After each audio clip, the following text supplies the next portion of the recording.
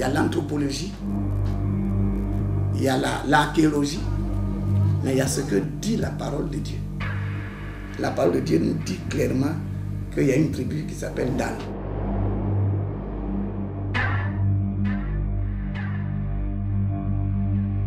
Dan, c'est le nom d'une langue, de leur langue. Je voudrais vous dire que le surnom du peuple Dan est Yakuba.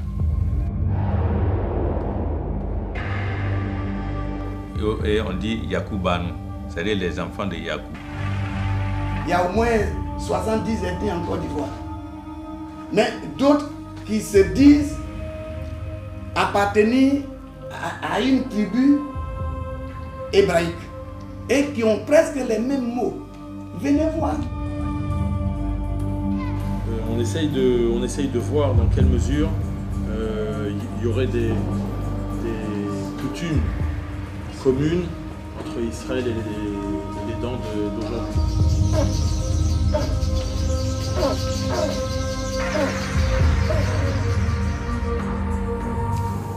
L'habillement traditionnel que vous avez, c'est la même chose que nous avons. Et l'habit que vous portez, elle vient d'où? Il vient d'où cet habit? So dawa ekume.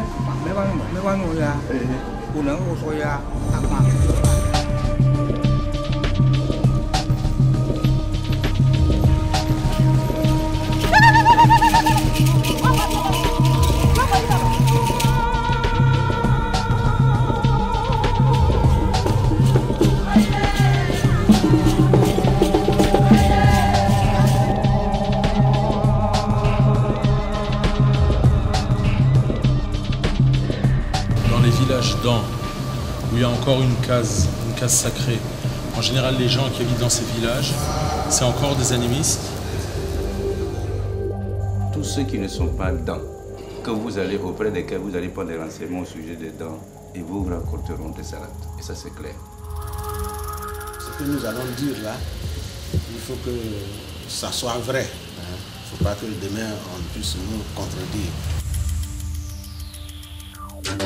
Et il est important que nous puissions vous comprendre, que nous puissions savoir comment vous vivez, pour voir quelles sont les différences ou les similitudes, les façons immédiates que vous avez de vivre par rapport à nous en Israël, de génération en génération, et voir ce qui est resté profondément ancré.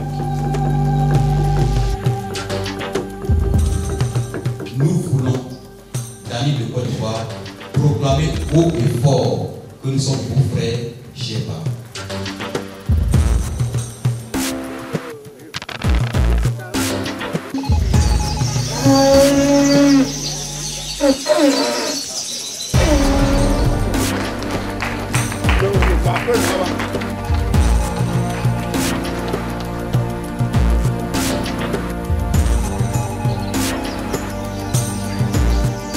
Voilà, Excellence. C'est le corps du Dan de la région des montagnes de la Côte d'Ivoire. Les sages vous en offrent pour que vous montriez à nos parents d'Israël que nous sommes là, nous demeurons, même s'il y a la métamorphose, mais les séquelles demeurent. Ça, c'est une preuve.